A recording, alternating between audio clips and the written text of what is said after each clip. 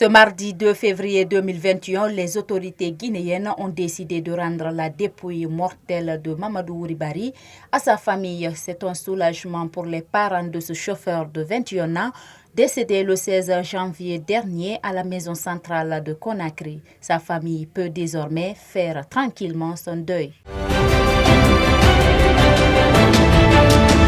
La nouvelle ministre de la Culture et du Patrimoine historique, Mme Sona Konaté, nommée récemment par le président Alpha Condé, a officiellement pris ses fonctions ce mardi 2 février 2021. La cérémonie de passation de service entre elle et le sortant Sanusi Bantamasso a eu lieu au Musée national de Sandervalia en présence de plusieurs membres du gouvernement et des acteurs culturels.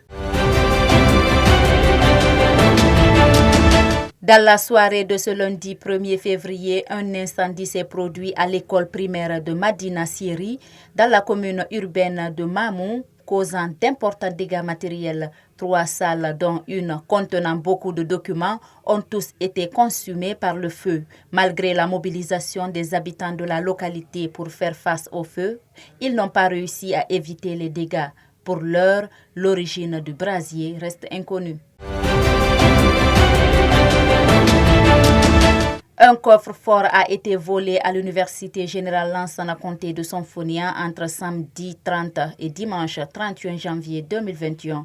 D'après le recteur de cette institution d'enseignement supérieur, le coffre-fort volé contenait initialement un montant de 233 millions de francs guinéens, représentant 3 mois de salaire des enseignants contractuels, des agents de sécurité et des assistants comptables. Mais, dit-il, une bonne partie de cet argent avait déjà été remis aux ayants droit avant que des inconnus ne pénètrent par effraction dans le local pour emporter le coffre-fort.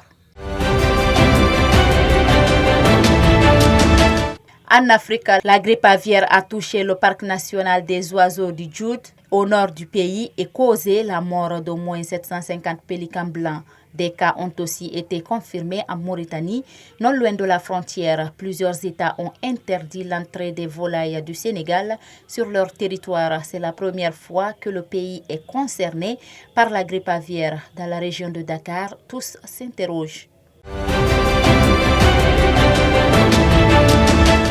La dette publique du Kenya a augmenté de plus de 11 milliards de dollars en un an, selon la Banque centrale. C'est un chiffre record pour le Kenya. Cette situation budgétaire est aggravée par la pandémie de Covid-19. Pour y faire face, le gouvernement a déjà demandé des reports de paiement, mais il pourrait ne pas suffire. La dette publique a dépassé les 66 milliards de dollars américains, une hausse de plus de 21% depuis l'année passée.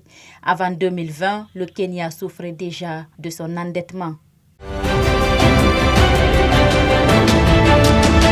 Ailleurs dans le monde, mardi 2 février, le président américain Joe Biden a signé 3 décrets présidentiels sur l'immigration. Il s'agit, a déclaré Joe Biden, de rétablir la réputation d'accueil des États-Unis. Le président veut notamment s'occuper du sort des enfants séparés de leur famille à leur arrivée aux États-Unis. Pour cela, le premier décret prévoit la mise en place d'un groupe de travail chargé de retrouver les parents des centaines d'enfants dont les familles n'ont pas encore été localisées.